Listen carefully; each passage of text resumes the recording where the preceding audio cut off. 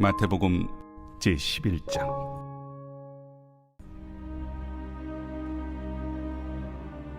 예수께서 12제자에게 명하기를 마치시고 이에 그들의 여러 동네에서 가르치시며 전도하시려고 거기를 떠나가시니라. 요한이 옥에서 그리스도께서 하신 일을 듣고 제자들을 보내어 예수께 여짜오되 오실 그이가 당신이오니이까 우리가 다른 일을 기다리오리이까. 너희가 가서 듣고 보는 것을 요한에게 알리되 맹인이 보며 못 걷는 사람이 걸으며 나병 환자가 깨끗함을 받으며 못 듣는 자가 들으며 죽은 자가 살아나며 가난한 자에게 복음이 전파된다 하라. 누구든지 나로 말미암아 실족하지 아니하는 자는 복이 있도다. 그들이 떠나매 예수께서 무리에게 요한에 대하여 말씀하시되 너희가 무엇을 보려고 광야에 나갔더냐? 바람에 흔들리는 갈대냐? 그러면 너희가 무엇을 보려고 나갔더냐? 부드러운 옷 입은 사람이냐? 부드러운 옷을 입은 사람들은 왕궁에 있느니라. 그러면 너희가 어찌하여 나갔더냐? 선지자를 보기 위함이었더냐? 옳다. 내가 너희에게 이르노니 선지자보다 더 나은 자니라. 기록된 바 보라, 내가 내 사자를 내 앞에 보내노니 그가 내 길을 내 앞에 준비하리라 하신 것이 이 사람에 대한 말씀이니라. 할렐루야. 사랑하는 열린문교회 성도 여러분, 지난밤도 주님 주신 은혜와 평강 가운데 단잠 주무셨습니까? 아침을 깨우는 말씀, 화요일 이 아침에 주님께서 저와 여러분에게 주시는 말씀은 마태복음 11장 1절에서 10절까지의 말씀입니다. 오늘도 주시는 살아계신 하나님의 말씀을 통하여 저와 여러분의 삶 가운데 선명한 기준이 세워지길 원하고, 또한 세워진 그 말씀의 기준을 통하여 오늘 하루도 맡겨진 삶을 살아내심으로 주님께는 영광이요, 저와 여러분의 인생은 성경에서 이야기하는 가장 복되고 귀하고 형통한 삶을 살아내셨으면 좋겠습니다. 오늘 본문의 제목을 매일 성경의 해설자는 오실 그 이가 예수님입니까? 라는 제목을 붙였는데요. 이는 오늘 본문에 드러나듯이 이 감옥에 투옥 중이었던 세례 요한이 그 제자들을 통하여 예수께 묻기를 오실 그 이가 예수님 당신이십니까? 아니면 우리가 다른 일을 기다려야 합니까? 라는 그 질문에서 착안한 이 제목인 듯 합니다.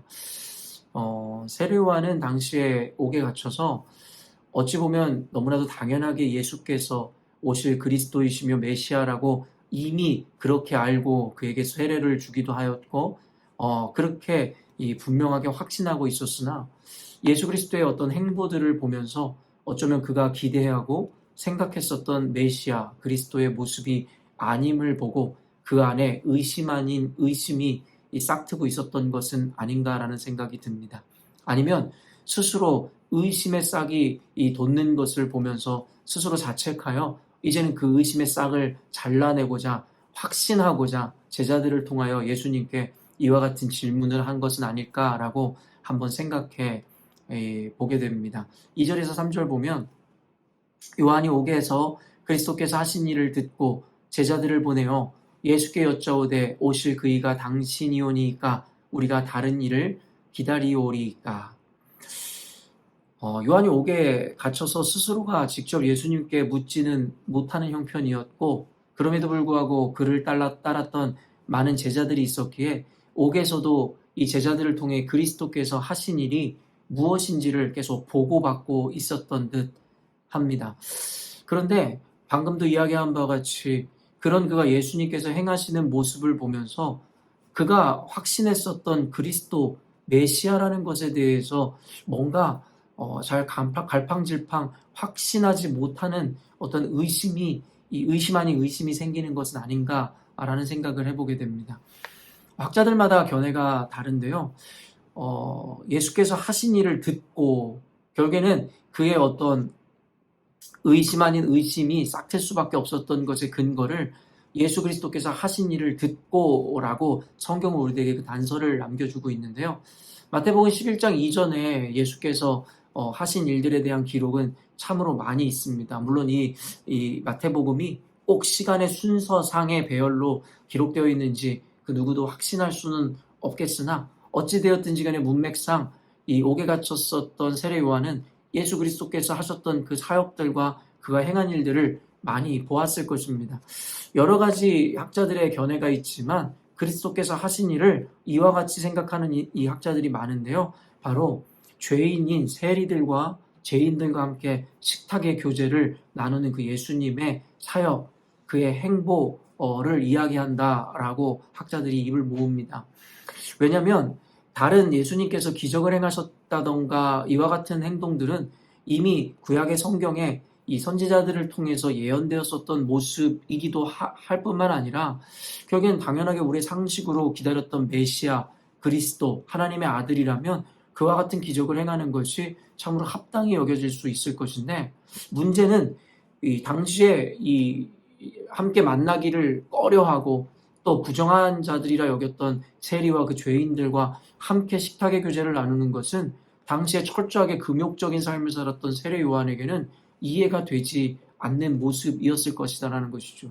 또한 그도 그럴 것이 세례 요한은 이와 같은 생각을 당연히 했을 것입니다. 바로 그들이 고대하고 기다렸었던 그 그리스도 메시아가 오시면 바로 즉결 심판을 행하심으로 말미암아 도리어 알곡과 가라지들을 갈아내시고 악인들과 죄인들을 심판하실 것이다라는 생각을 하고 있었을 것이에요. 그런데 예수님을 그리스도라 믿었지만 그가 오셔서 한다는 행동이 그가 기대했었던 심판주로서의 모습이 아니라 도리어 그 죄인들과 함께 떡을 떼시는 모습을 보니 그 안에 의심이 생길 수밖에 없었던 상황과 정황이라 여겨질 수 있을 것 같습니다.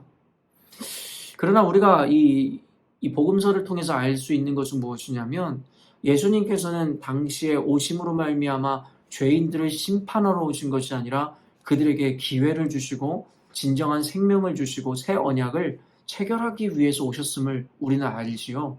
그리고 우리가 마침내 기다리는 예수님의 재림, 다시 오실 때에 아마도 그와 같은 심판이 이루어질 거라는 걸 지금을 살아가고 있는 우리는 알고 있습니다. 그러나 세례 요한은 알지 못하였다라는 것이죠. 그리고 이 알지 못함을 다른 말로 한다면 세례 요한은 오해를 하고 있었더라는 것입니다. 세례 요한은 오늘 본문에도 나오지만 예수님께서는 선지자 중에서도 가장 큰 자이고 그는 이 여자가 난 자들 중에 가장 위대한 자다라고 예수님께서 극찬을 하셨음을 우리는 알고 있습니다. 비록 세례 요한은 이와 같이 자신의 착각 내지는 잘못된 생각으로 인해 예수님에 대하여 의심을 하고 있지만 그럼에도 불구하고 예수님께서는 그의 의심하는 그 모습까지도 모두 감안해서라도 세례 요한의 믿음이 얼마나 큰 자였고 그가 얼마나 위대한 인물이었는지에 대해서 예수님은 증언하시더라는 것이죠. 예수님께서는 우리의 연약함이나 이 죄됨까지도 모두 이미 알고 계십니다. 칼빈이라는 이 시대의 가장 위대했던 신학자마저도 그의 천재성에도 불구하고 시대라는 한계를 넘지 못하여 사실은 그 중세교회 그 시대 가운데 그는 여러 가지 이 죄악된 모습들을 보여주기도 하였습니다. 하나의 실례로 그가 가르쳤던 그 삼위일체론에 대해서 반대하였던 일을 화형시키는 그와 같은 어찌 보면 악을 행하였던 것. 칼빈은 물론 그것을 하나의 믿음의 행위라고 생각하였지만 결국엔 그 시대의 한계에 묶여 그는 그리스도의 뜻을 잘못 오해하고 있었던 것이죠.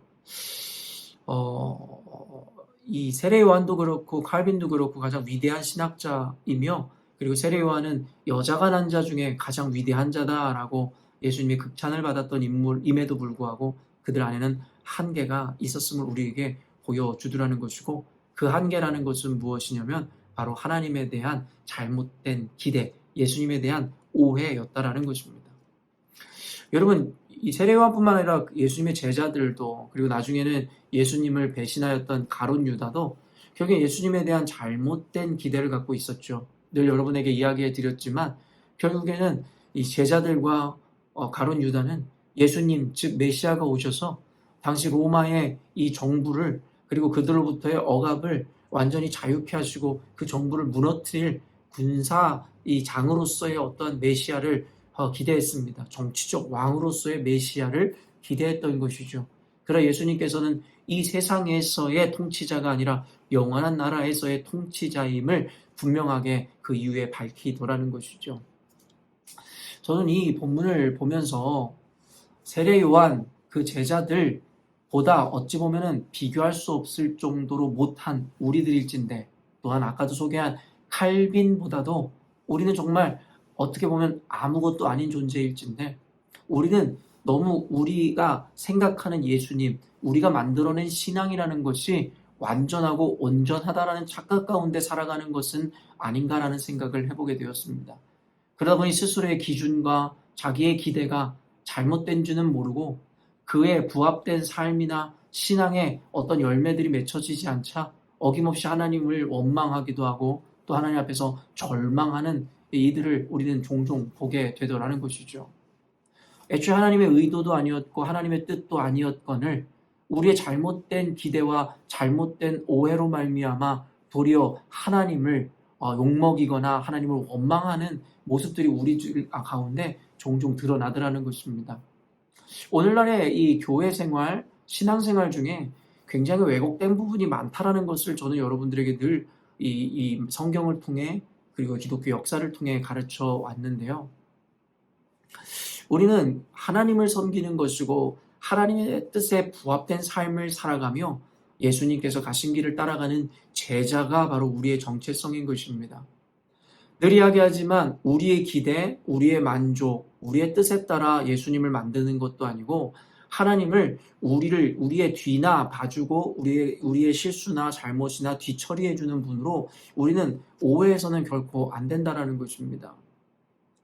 중세 종교개혁이 일어날 때만 해도 마틴 루터 그리고 칼빈에 이르기까지 가장 강조되었던 것이 오직 예수님, 오직 말씀, 오직 믿음, 오직 은혜, 그리고 오직 하나님께만 영광이라는 절대적인 신본주의, 말 그대로 하나님 중심 사상에 의하여 우리 개신교가 탄생하게 되었습니다.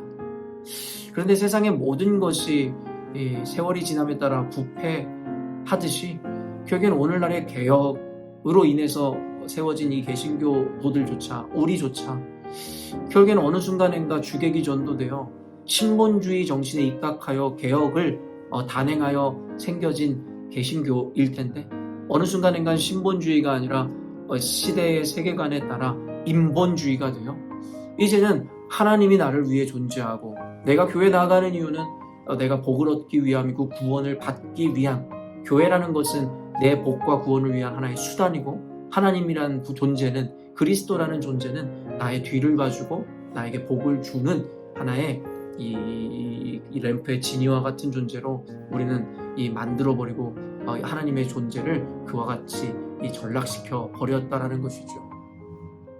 사랑하는 열린문교회 성도 여러분, 오늘 말씀을 통해서 우리가 좀 깊이 스스로의 신앙심 그리고 우리의 삶에 대해서 우리 사고에 대해서 한번 깊이 고찰해보는 시간이 되기를 원하였습니다.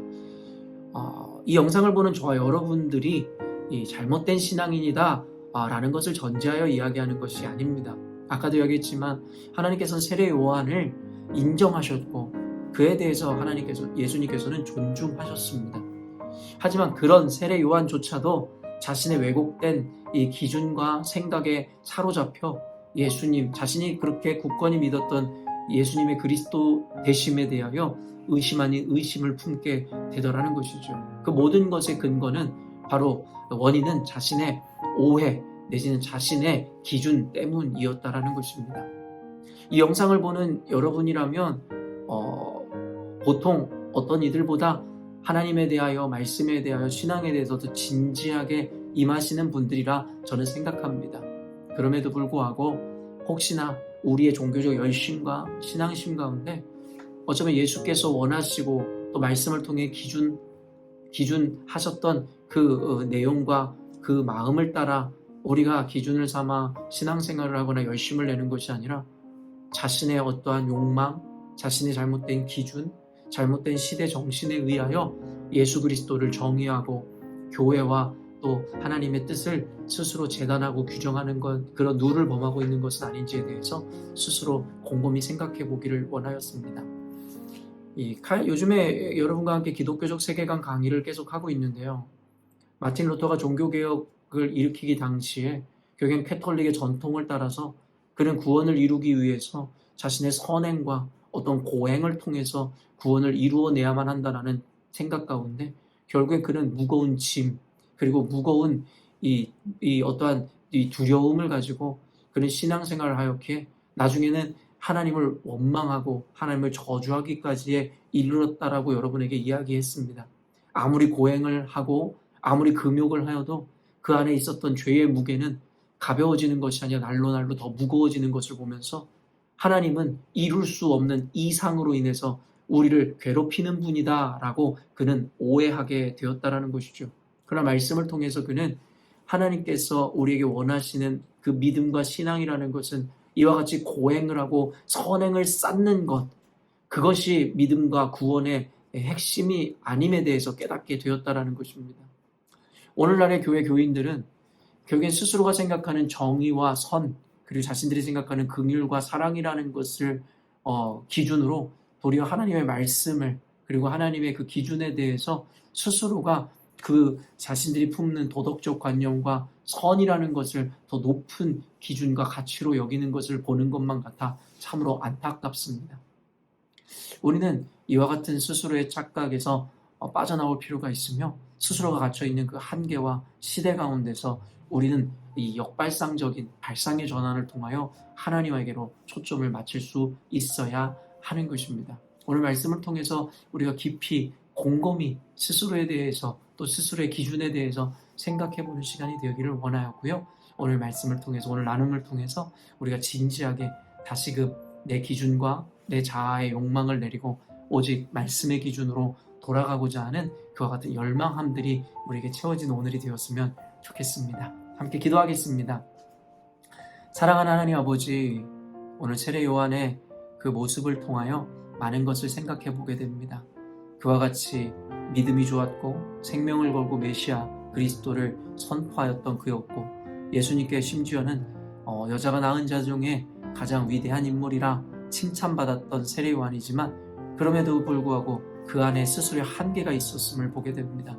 자신이 기대했었던 메시아 그리스도의 모습이 아님을 보고 실망 아닌 실망, 의심 아닌 의심을 하는 그의 모습을 통하여 어쩌면 오늘날의 신앙생활하면서 실망하고 좌절하고 있는 그리스도인들이 어쩌면 잘못된 자기 기준과 생각으로 인하여 그와 같은 열매를 맺는 것은 아닌가를 생각해 보게 됩니다.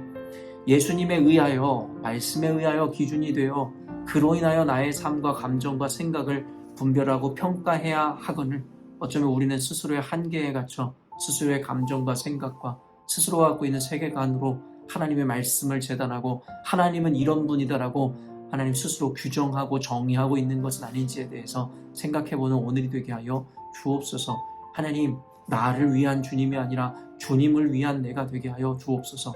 인본주의가 아닌 신본주의의 이 삶으로 또한 교회로 다시금 이 시대의 교회들이 회개하고 다시 돌아올 수 있도록 주님께서 은혜를 더하여 주옵소서. 오늘 말씀을 통하여 귀 있는 자는 들을 것이고 하나님께서 허락하신 이 눈을 가진 자들은 하나님의 뜻을 밝히 보는 오늘이 될 줄로 믿습니다. 감사드리며 거룩하신 예수님의 이름으로 기도합니다. 아멘. 사랑하는 열린문교회 성도 여러분, 오늘도 주님께서 허락하신 복되고 귀한 하루를 우리가 맞이하였습니다. 오늘도 주님 주시는 은혜를 따라 하나님의 말씀을 기준으로 삼아 오늘도 주님의 뜻에 합당한 삶을 살아내시는 저와 여러분이 되었으면 좋겠습니다. 아침을 깨우는 말씀은 내일 아침에 또 만나도록 하겠습니다.